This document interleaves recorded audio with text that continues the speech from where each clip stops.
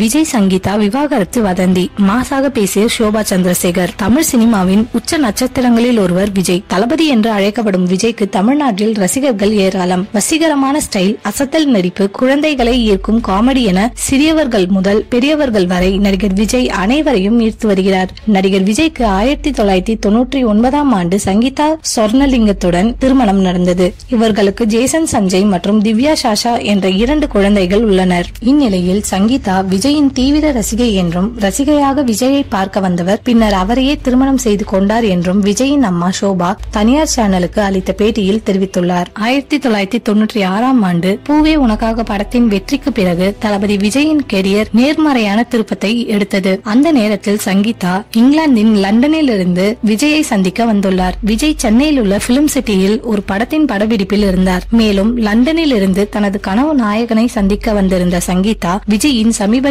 படத்தின் வெற்றிக்காக பாராட்ட விரும்பினார். சங்கீதாவின் தந்தை இங்கிலாந்தில் குடியேறிய இலங்கையை சேர்ந்த தமிழ் தொழிலதிபர். சங்கீதாவுடைய அப்பாவித்தனம் மற்றும் நடத்தையால் ஈர்க்கப்பட்ட விஜய் அவரை தனது வீட்டிற்கு வரவழைத்து தனது பெற்றோருக்கு அறிமுகப்படுத்தினார். சங்கீதா அருகிலேயே வசிப்பதை அறிந்த விஜய் அவரை மீண்டும் ஒரு முறை தன் வீட்டிற்கு அழைத்தார். விஜயின் பெற்றோர் தான் திருமணத்தை முன்மொழிந்தனர். இருவரும் அதற்கு ஒப்புக்கொண்டனர். விஜயின் பெற்றோர்களான சந்திரசேகர் மற்றும் ஷோபா இருவரும் சங்கீதாவின் பெற்றோரை சந்திக்க லண்டன் சென்றனர். மேலும் அவர்கள் திருமணத்திற்கு பரஸ்பரம் ஒப்புக்கொண்டனர். விஜயும் சங்கீதாவும் ஆகஸ்ட் 25, 1999 அன்று திருமணம் செய்து கொண்டனர். விஜய் ஒரு கிறிஸ்தவர் மற்றும் சங்கீதா ஒரு ஹிந்து. ஆனால் அவர்கள் இந்து திருமண விழாவை தொடர்ந்து சென்னையில் வரவேற்பு நிகழ்ச்சியை தேர்ந்தெடுத்தனர். கடந்த ஆண்டு விஜய் மற்றும் சங்கீதா விவாகரத்து பெற்று 28 ஆண்டு கால உறவை முறித்துக் கொண்டதாக பல வதந்திகள் வந்தன.